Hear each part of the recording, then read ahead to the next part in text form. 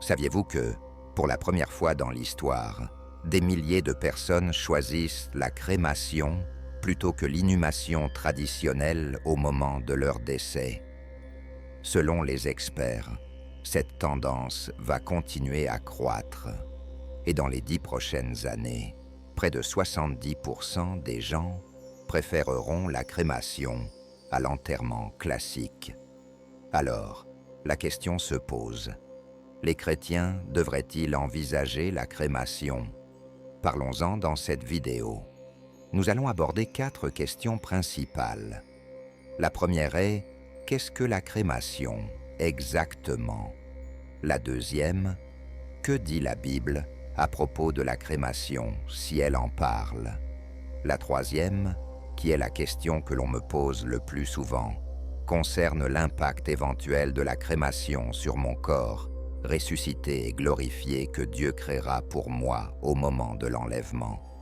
Et enfin, la quatrième question est, en tant que chrétien, si j'envisage la crémation, quels éléments devrais-je prendre en compte pour décider entre la crémation et l'enterrement traditionnel?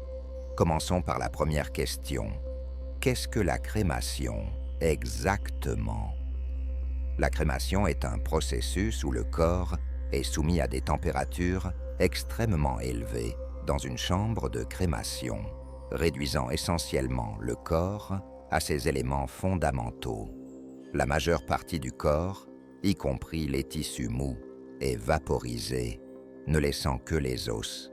Ensuite, ces os sont incinérés jusqu'à devenir une poudre sèche ou des particules osseuses appelées cendres.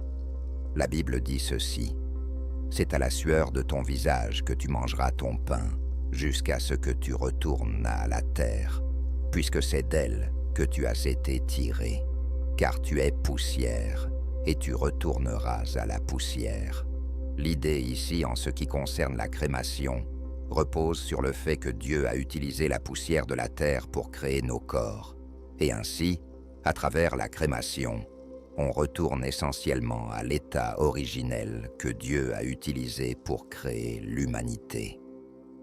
Le processus de transformation du corps en cendre par le feu fait l'objet de nombreuses études qui cherchent à comprendre non seulement les aspects physiques, mais aussi les impacts environnementaux et sociaux de ce choix.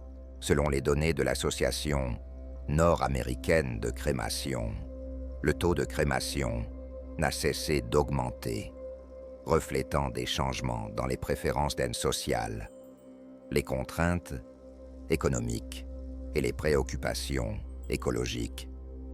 On estime que plus de 50% des Américains optent désormais pour la crémation, et ce chiffre ne fait qu'augmenter.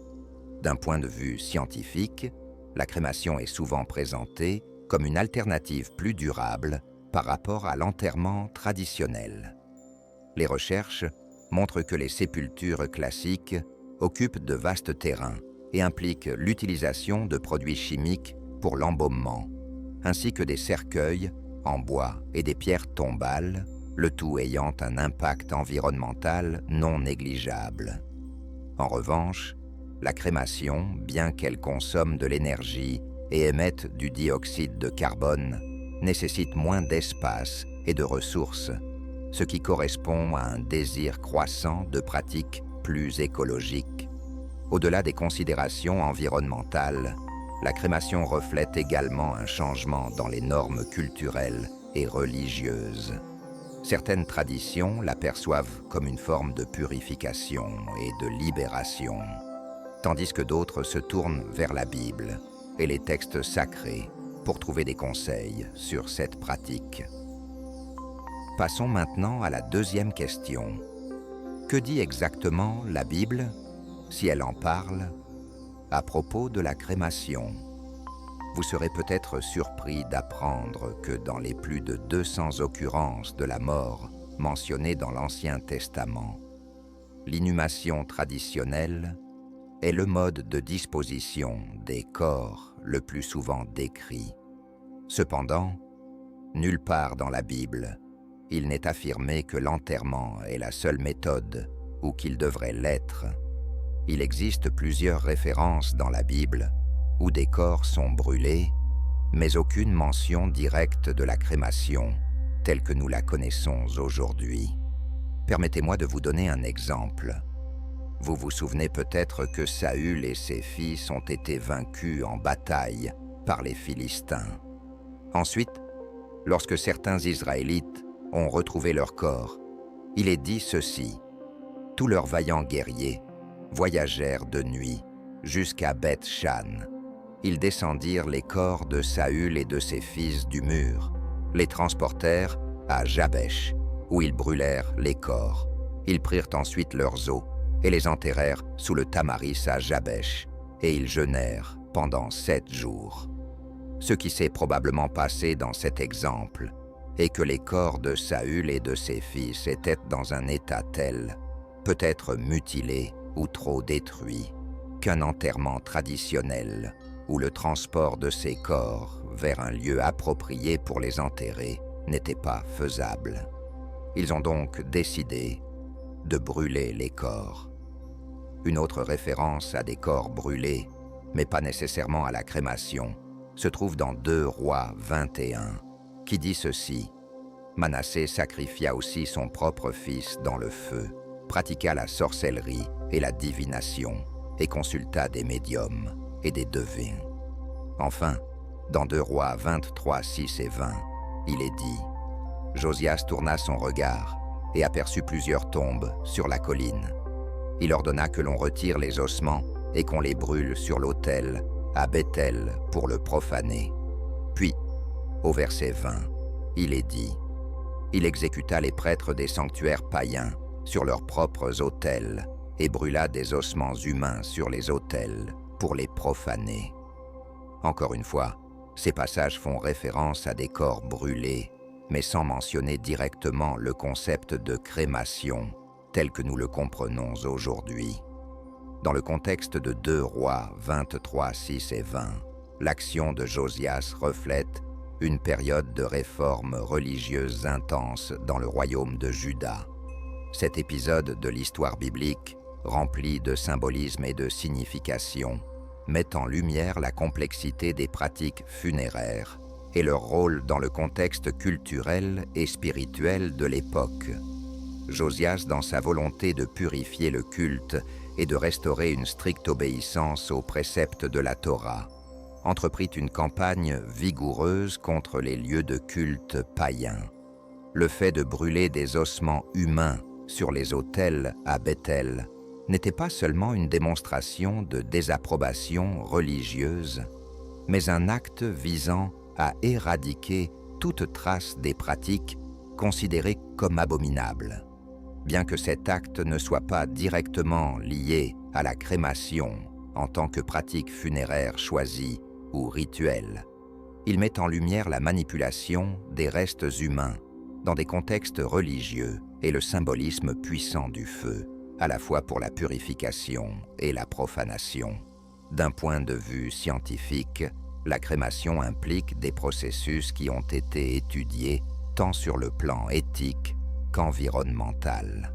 Les chercheurs dans les domaines de l'archéologie et de l'anthropologie ont examiné comment différentes cultures à travers l'histoire ont traité leurs morts et quelles méthodes de crémation étaient utilisées. Ces études révèlent une diversité de pratiques allant des simples bûchers en plein air aux installations modernes de crémation qui minimisent l'émission de gaz nocifs. Sur le plan biblique, la gestion des ossements et des restes mortels est investie d'une profonde signification spirituelle. Par exemple, dans Nombre 19, 11, il est dit: « Celui qui touchera un mort, un corps humain quelconque, sera impur pendant 7 jours. » Ce verset met en lumière la perception de la mort comme un état imposant, une séparation rituelle, nécessitant une purification. Cependant, la crémation en tant que pratique de traitement des morts n'est pas directement mentionnée dans la Bible, laissant place à des interprétations et des adaptations dans le cadre des principes chrétiens. Fait intéressant, la science moderne apporte une nouvelle perspective sur la crémation, notamment en matière de préservation de l'environnement.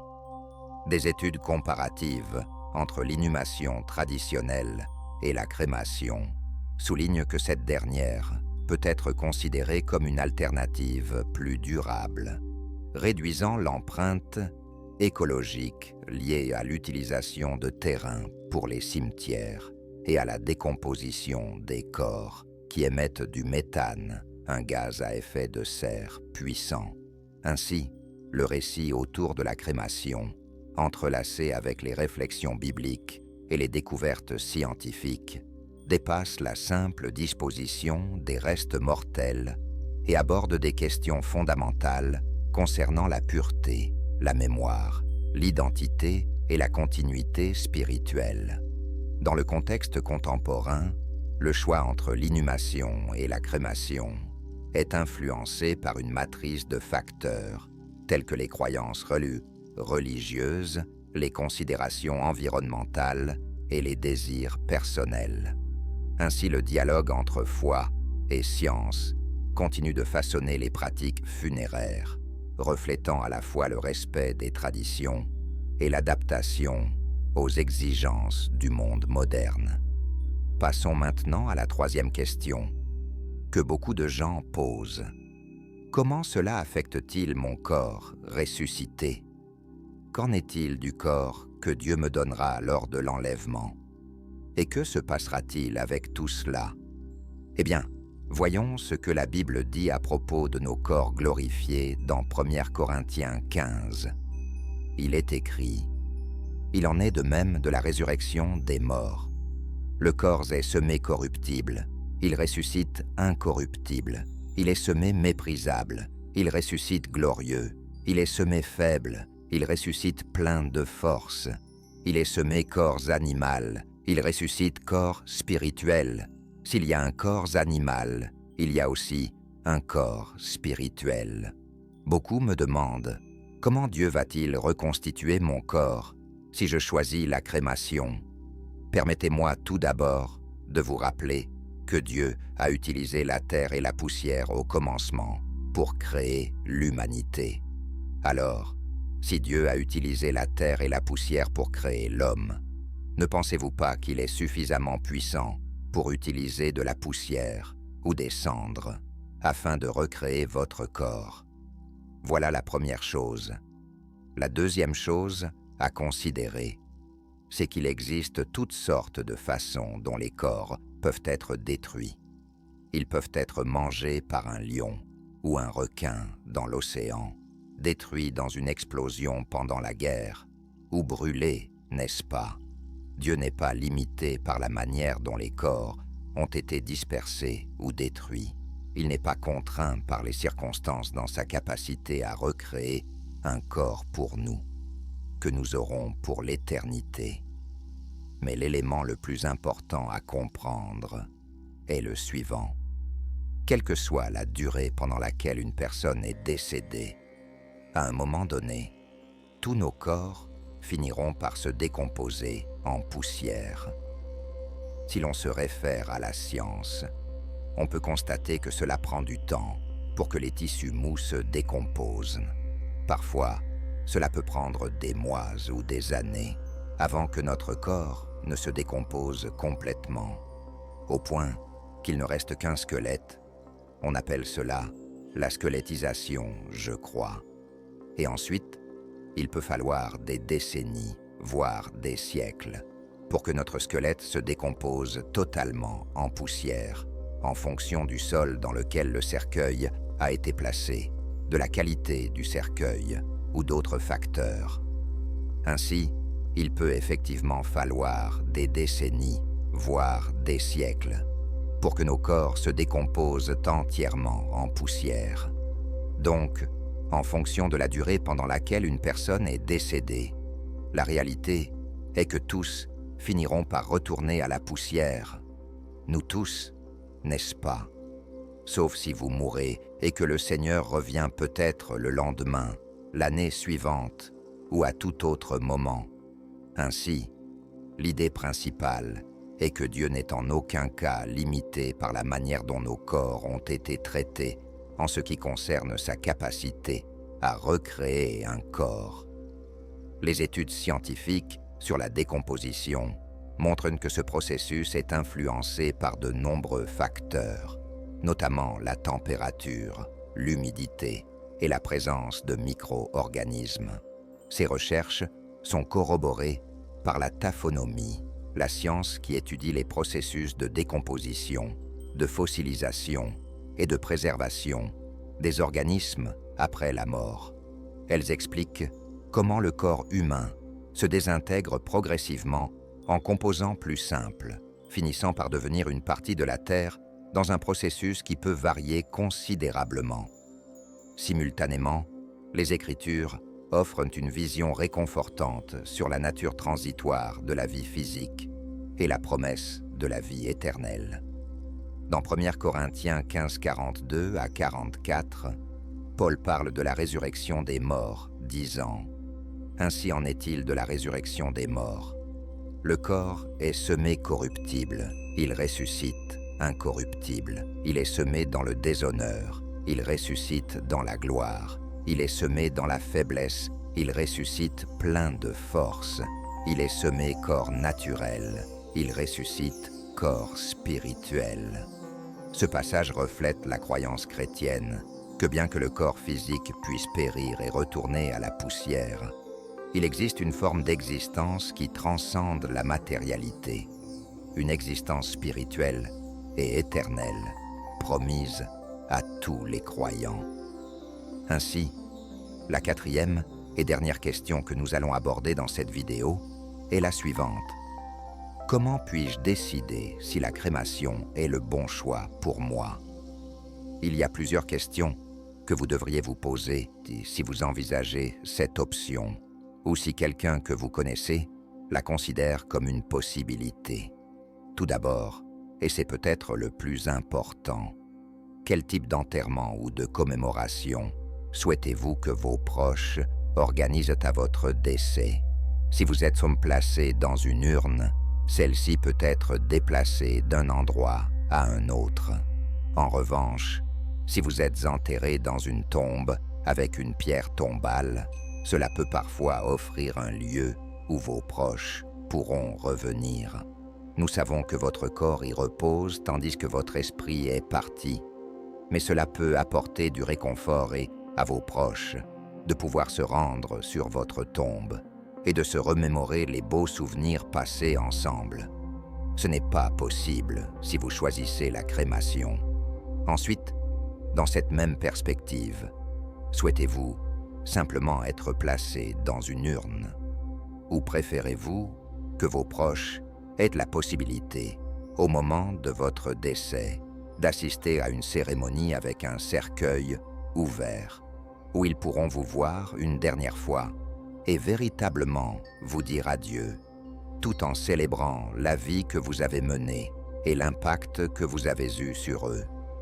Un autre point à prendre en considération est la logistique, notamment si vous avez de la famille venant des 4 coins du monde. Vous voudriez peut-être que cela soit plus pratique pour eux de venir à une cérémonie commémorative. En effet, souvent, si vous optez pour un enterrement traditionnel, tous ceux qui vous connaissent doivent prendre une décision. Ils doivent interrompre leurs activités, ajuster leur emploi du temps et, généralement en l'espace d'une semaine ou 10 jours, se rendre à la cérémonie pour participer à vos funérailles, car votre corps se décompose et ne peut rester intact qu'un certain temps avant d'être inhumé. La Bible ne mentionne pas explicitement la crémation comme méthode de disposition du corps après la mort. Il n'y a donc pas de prohibition directe ni d'approbation spécifique de la crémation dans les Écritures. Les pratiques funéraires décrites dans la Bible concernent généralement l'enterrement des corps. Par exemple, des figures notables de l'Ancien Testament, comme Abraham, Isaac, Jacob et Joseph, ont été enterrés. Dans le Nouveau Testament, le corps de Jésus-Christ a été déposé dans un tombeau. L'absence de mention directe de la crémation dans la Bible conduit à des interprétations basées sur les principes chrétiens généraux et les traditions ecclésiastiques.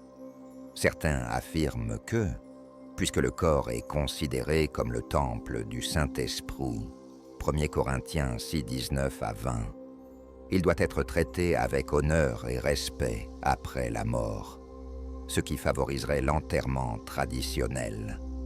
D'autres, cependant, soutiennent que puisque le corps physique retourne à la poussière de toute façon, car tu es poussière, et tu retourneras à la poussière. Genèse 3, 19. La crémation est une manière acceptable d'accélérer ce processus naturel, à condition qu'elle soit faite avec respect. Certaines dénominations chrétiennes avaient, dans le passé, des restrictions concernant la crémation, basées sur la croyance en la résurrection des morts. Le souci était que la crémation pourrait, d'une manière ou d'une autre, entraver la résurrection. Cependant, au fil du temps, beaucoup de ces dénominations ont révisé leur position, reconnaissant que Dieu est capable de ressusciter un corps, peu importe son état physique après la mort. Par exemple, l'Église catholique a officiellement autorisé la crémation à partir de 1963, à condition qu'elle ne soit pas choisie pour des raisons contraires à la foi chrétienne en la résurrection. Cependant, l'Église préfère encore l'inhumation des corps ou des cendres plutôt que leur dispersion ou leur stockage de manière non sacrée. Ainsi, la décision concernant la crémation est souvent laissée à la discernement individuel et aux croyances personnelles dans le cadre de la foi chrétienne. Beaucoup estiment que tant que le choix de la crémation est fait avec respect et ne renie pas la doctrine de la résurrection, il est considéré comme acceptable. En ce qui concerne les pratiques funéraires, y compris la crémation, la cohérence avec la Bible doit être analysée à travers les principes généraux et les croyances fondamentales du christianisme, plutôt que par des instructions spécifiques ou des commentaires de Jésus-Christ sur le sujet. Jésus n'a jamais mentionné explicitement la crémation ou l'enterrement lors de son ministère terrestre tel qu'il est relaté dans les évangiles.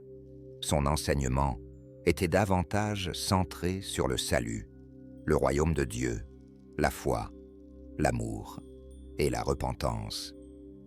La principale préoccupation dans la foi chrétienne est le respect du corps en tant que création de Dieu et temple du Saint-Esprit, 1 Corinthiens 6, 19 à 20, ainsi que la croyance en la résurrection des morts. La résurrection de Jésus est au cœur du christianisme, offrant l'espoir et la promesse d'une future résurrection pour tous ceux qui croient. L'enterrement de Jésus dans un tombeau, Luc 23, 55 à 56, Jean 19, 38 à 42, reflète la méthode traditionnelle d'inhumation de l'époque. Mais cela ne signifie pas forcément que cette pratique est prescrite pour toutes les époques et cultures.